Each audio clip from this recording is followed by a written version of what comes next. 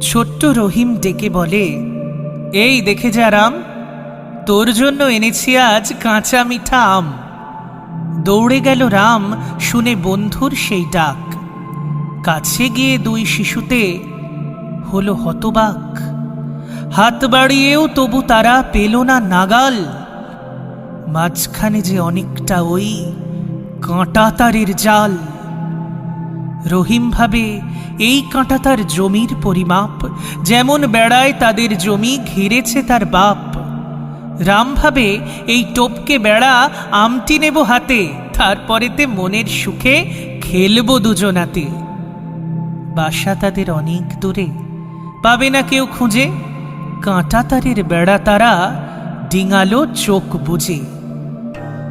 হঠাৎ করে দূরের থেকে শব্দ এলো দুম, রক্তে গেল মাটি ভিজে, নামলো চোখে ঘুম।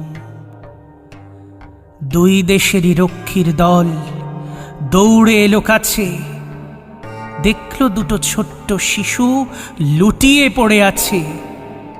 চেনে না যে তাদেরকে কেউ, করল না সন্ধান, বুঝল শুধু একটি হিন্দু, অন্য মুসলমান।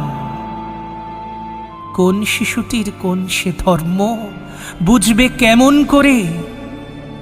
দুইটি বালক রক্তে ভিজেও হাত দুখানি ধরে।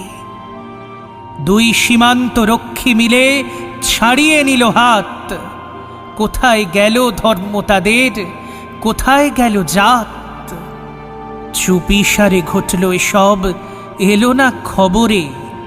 রহিম গেল চিতায়, আর রাম গেল কবরে। স্বর্গে কোনো ধর্ম যে নেই, ধর্ম যে দুই দেশে, তাই স্বর্গে হলো রাম রহিমের মিলন অবশেষে। স্বর্গে হলো রাম রহিমের মিলন অবশেষে।